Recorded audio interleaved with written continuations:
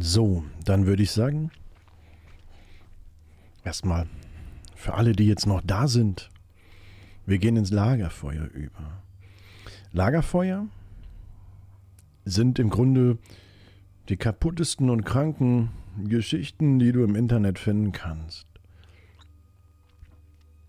Geschichten, die dir Angst machen, weil sie vielleicht bei dir selber passieren könnten. Erlebnisse, die wir hören von Menschen, die wie du und ich sind, oft im Kindesalter anfangend. Es gibt viele Aberglauben rund um diese Welt und jedes Land hat seinen eigenen Glauben. Es gab früher in Irland einen Aberglauben rund um den Mond. Wir alle haben schon zum Himmel geschaut und uns den Mond betrachtet. Früher glaubten die Leute in Irland, dass es Pech bringen würde, wenn du den Vollmond in deinem Spiegel beobachten würdest. Das heißt, wenn du in deinem Badezimmer zum Beispiel stehst und im Spiegel den Vollmond siehst, es soll Unglück bringen. Es soll sogar noch schlimm sein, wenn du den Mond durch die Zweige eines Baumes beobachtest. Das Schlimmste soll aber auch letzten Endes sein, wenn der Mond, während du schläfst, auf dein Gesicht leuchtet. Denn das soll nämlich ein Zeichen sein, dass du bald sterben wirst. Und jeder hat sicherlich schon mal den Mondschein auf seinem Gesicht gehabt, wenn du geschlafen hast. Es gab dieses junge Mädchen damals in Irland mit ihrem eigenen Zimmer. Sie brauchte natürlich, da sie noch jung war und in der Blüte ihres Lebens stand, immer einen Platz für ihr Make-up und ihre ganzen anderen Utensilien, um ihren Schmuck dort aufzubewahren.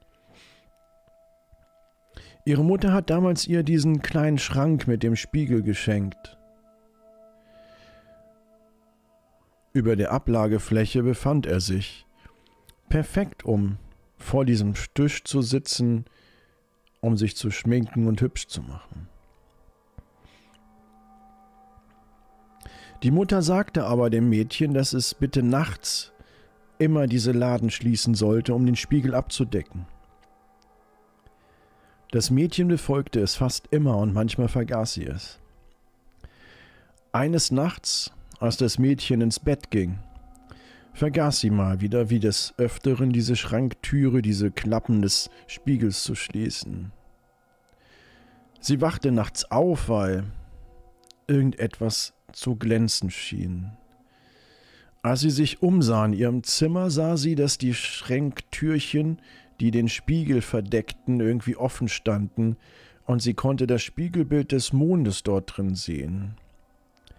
Er schien von draußen, genau durch die Zweige eines Baumes. Das Mädchen wollte natürlich sofort aufstehen und diese kleinen Laden schließen, um den Spiegel abzudecken, als sie etwas Seltsames an diesem Mond bemerkte. Im Spiegel sah es so aus, als hätte der Mond ein Gesicht. Es glich dem Gesicht eines Toten, alt und verwest, mit Flecken und Pocken versehen. Das Mädchen erschrak und schrie,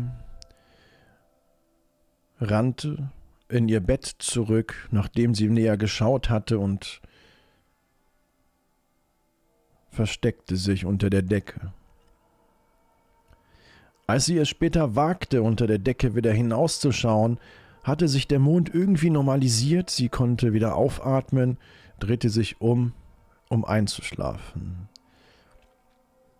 Kurz bevor sie einschlief, kam dieses raschelnde Geräusch. Direkt am Fußende ihres Bettes. Das Mädchen setzte sich schlagartig auf und war entsetzt und sah einen verstorbenen Mann mitten in ihrem Zimmer stehen. Sein Gesicht war ähnlich rund wie der Mond. Das Gesicht leicht verfault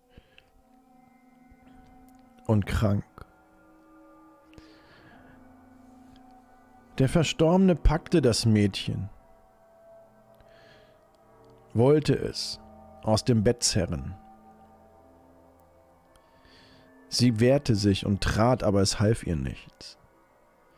Er hat sie in den Spiegel gezogen und schloss diese Türladen des Spiegels wieder hinter sich. Als die Mutter des Mädchens am Morgen in den Zimmer hineinkam, um sie zu wecken, war niemand da. Die Mutter durchsuchte den ganzen Raum nach ihrer Tochter, und als sie die Laden des Spiegels öffnete, stellte sie fest, dass der Spiegel mit Blut bespritzt war. Daraufhin verkaufte sie den Spiegel an einen Antiquitätenhändler. Die Frage ist, wo steht dieses Schränkchen heute? Vielleicht mal eBay Kleinanzeigen? Vielleicht hat dein Nachbar für das kleine Kind nebenan jetzt dieses Schränkchen stehen. Wenn du jemand kennst, der so ein Schränkchen besitzt, achte drauf, dass der Spiegel immer bedeckt ist. Denn nicht, dass du irgendwann in deinem Bett liegst und dich jemand anschaut von der anderen Seite. Du weißt es nicht. Dass solche Sachen passieren können, kann ich mir gut vorstellen. Spiegel, sagt man ja so schön, sind Portale zur anderen Seite. Und man weiß nicht, ob das Spiegelbild, was du siehst, das Spiegelbild von dir ist oder eine exakte Kopie voller Synchronisation von einer anderen Dimension. Wir alle haben aber auch in unseren Zimmern meist Vorhänge, Gardinen. Es gibt Menschen, die haben große und lange Vorhänge. In einem kleinen Dorf in Russland, ich weiß, es ist wirklich so passiert, lebte eine dreiköpfige Familie. Es gab den Vater, eine Mutter und eine kleine Tochter. Die Familie hatte nicht viel Geld und konnte sich auch leider keine schöne Wohnung damals leisten. Sie lebten und schliefen alle in demselben Zimmer. Eines Tages dann gelang es aber, den Eltern etwas Geld zu sparen, und sie beschlossen, endlich neue Vorhänge zu kaufen, um das Zimmer ein bisschen optisch aufzubessern. Die Mutter hat die Tochter in den Laden im Ort geschickt und sagte ihr, sie soll die billigsten Vorhänge kaufen, die sie finden konnte. Als das Mädchen im Laden ankam, sah sie, dass es alle Arten von schönen Vorhängen gab. Allerdings alle viel zu teuer. Die Verkäuferin sagte ihr, dass sie ein Sonderangebot habe. 2 Sets billiger Vorhänge zum Preis von einem. Rote und blaue Vorhänge. Das Mädchen bezahlte. Und als sie ging, warnte die Verkäuferin, dass die roten Vorhänge nur für tagsüber sind. Und sie schenkte ihr sogar die blauen Vorhänge noch mit dazu, was das Mädchen sehr verwunderte, dass sie so ein Schnäppchen gemacht hat. Hör mir zu, hör mir genau zu, Mädchen. Du hast 2 Vorhänge gekauft.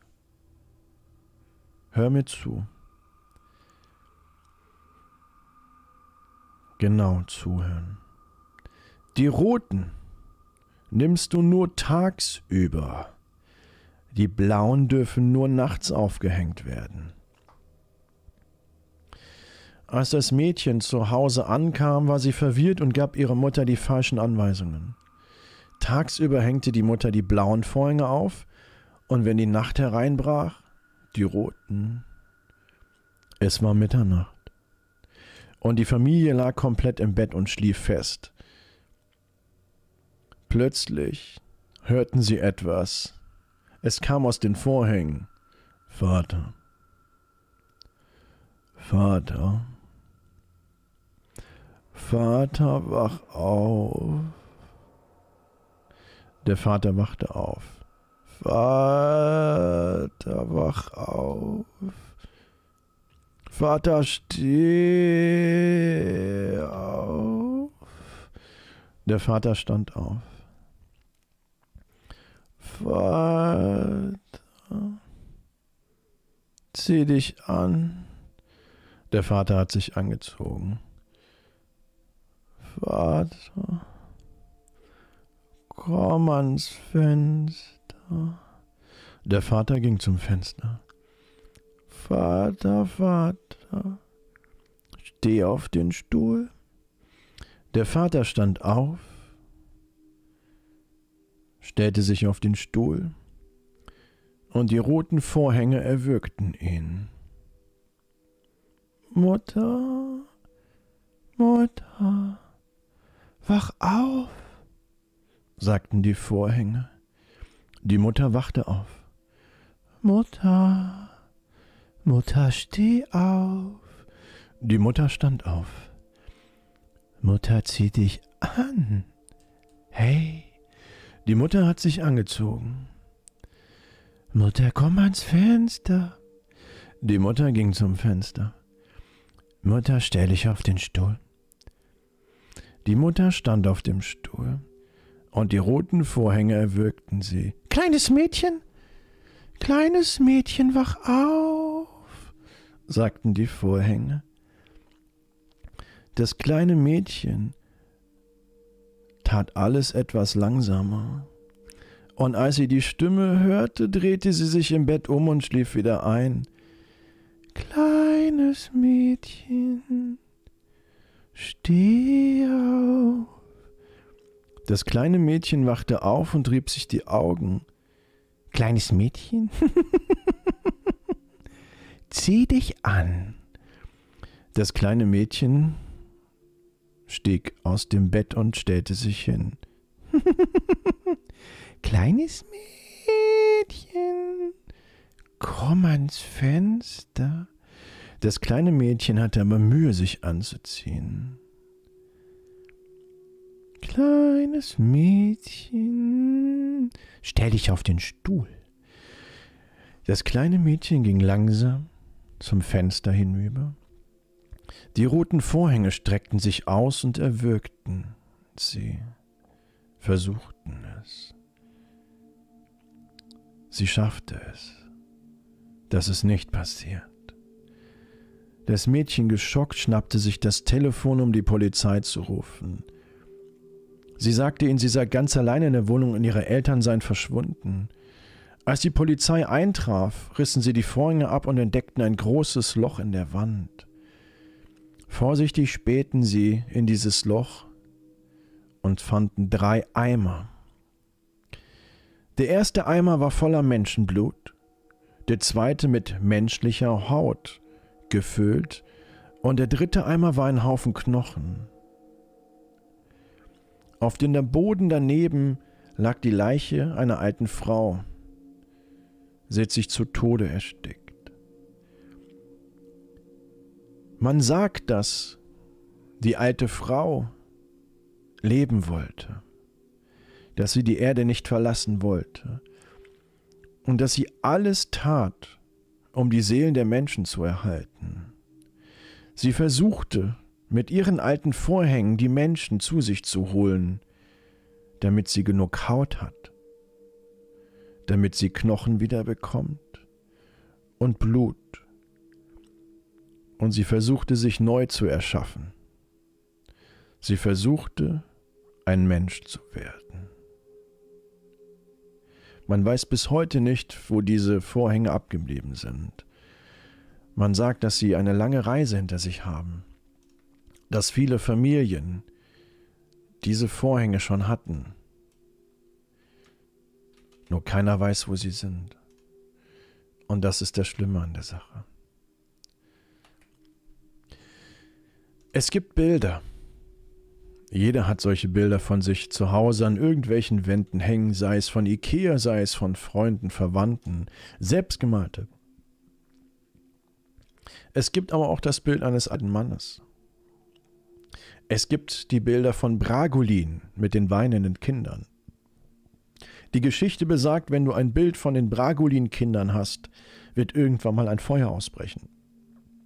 Bei den Originalwerken von Bragolin, dem Maler, ist es passiert, dass Häuser abbrannten, die originale Bilder von Bragolin hatten. Du findest es auf Google, die weinenden Kinder von Bragolin.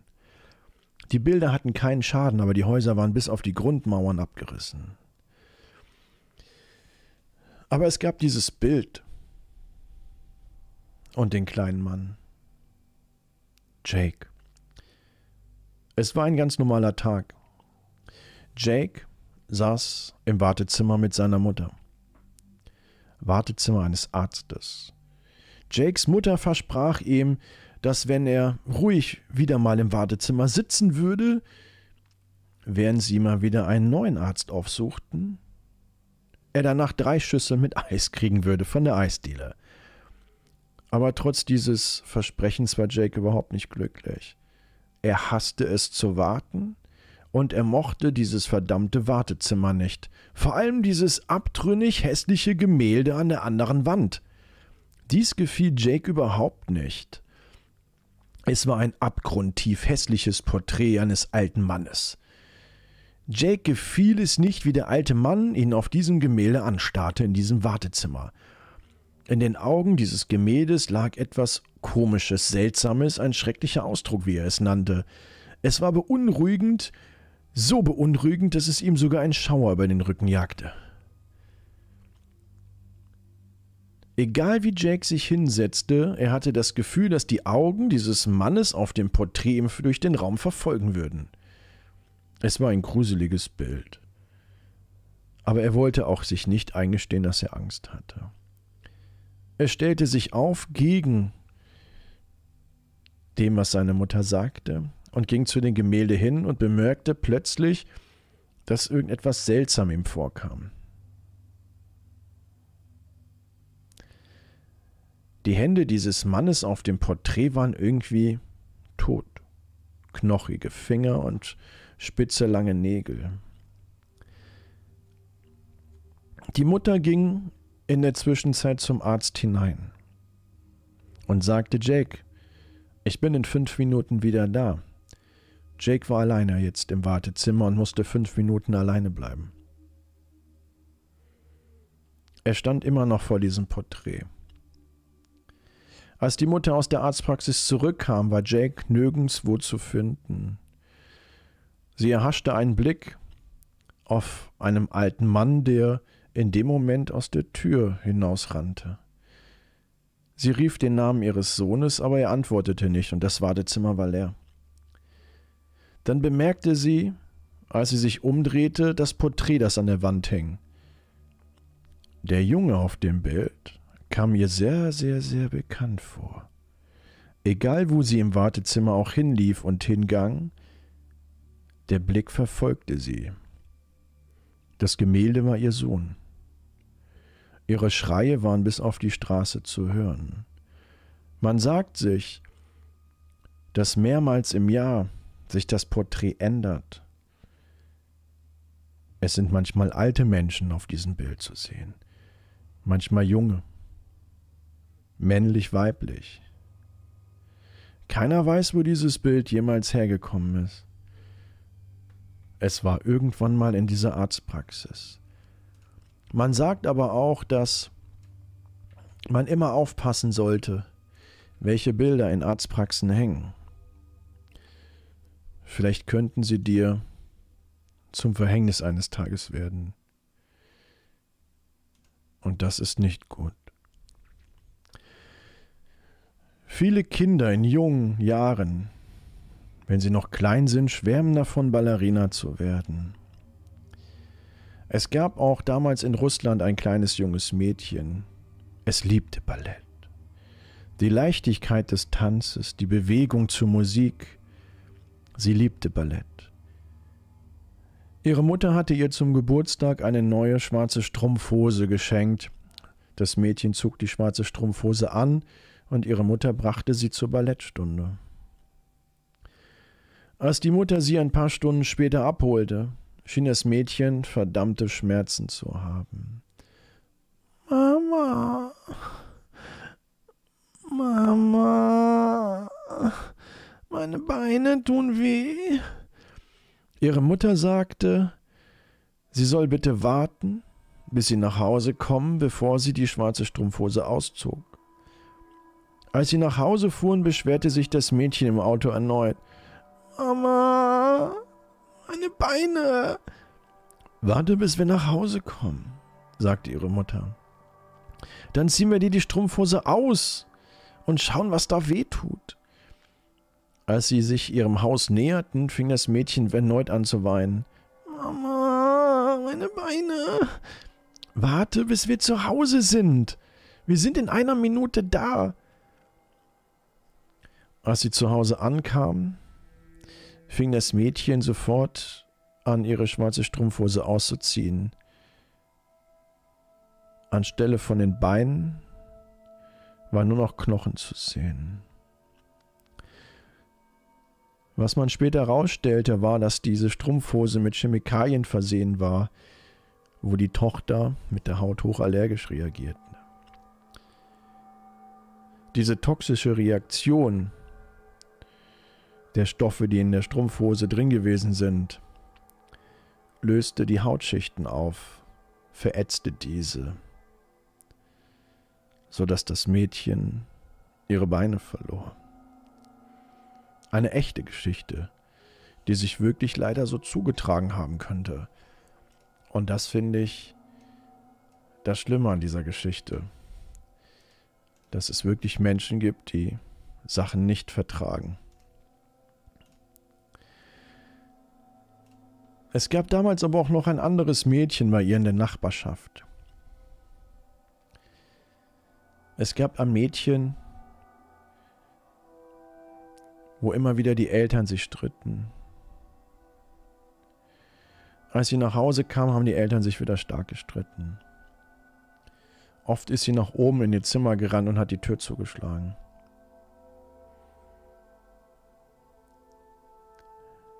Oft saß sie vor ihrem Spiegel und weinte.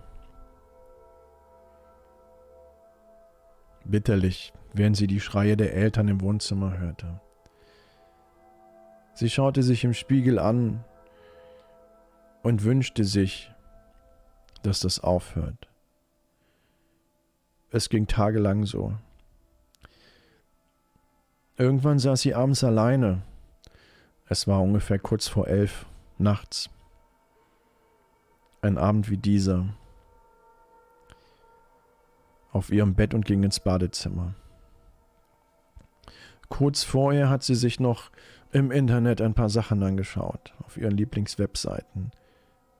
Ein paar Leuten zugeschaut, die auf irgendwelchen Streaming-Plattformen unheimliche Geschichten erzählen. Sie hat ihren Computer ausgestellt. An diesem Abend haben sich die Eltern mal nicht gestritten. Sie hat den Computer ausgemacht. Den Stream, den sie sich anschaute, noch im Hinterkopf von diesen komischen Geschichten. Sie ging ins Badezimmer, um nochmal auf Toilette zu gehen und ihre Zähne zu putzen, und schaute dabei in den Spiegel, wie es jeder macht. Sauer von dem, was ihre Eltern immer tätigen. Sie beobachtete sich im Spiegel, wie sie ihre Zähne putzte, und sah, dass ihr Spiegelbild ihr zuzwinkerte. Sie hat nicht gezwinkert in Wirklichkeit. Dann sah sie, wie ihr Spiegelbild die Zahnbürste aus dem Mund legte. Sie putzte weiter. Bis diese Stimme kam. Kann ich dir helfen? Hey, darf ich dir helfen? Ich möchte dir helfen. Angst stand in ihrem Gesicht ganz hoch. Sie starrte das Spiegelbild an. Sie konnte nicht erkennen, dass sie es überhaupt noch sein würde. Es fühlte sich an, als wenn sie einen Fremden in die Augen schaut. »Wer bist du?« fragte das Mädchen. Das, was sie im Spiegelbild in ihrem Badezimmer sah, antwortete: »Ich bin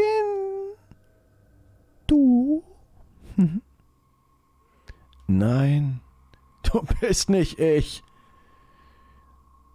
Ich bin du.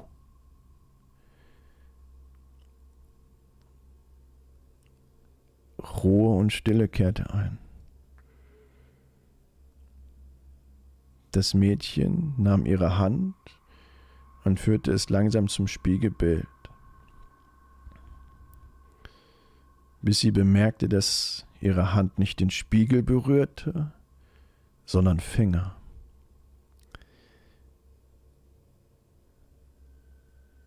Das Spiegelbild wurde real.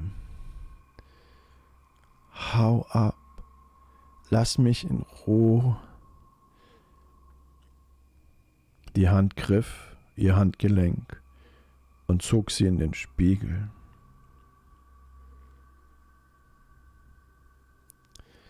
Der Legende nach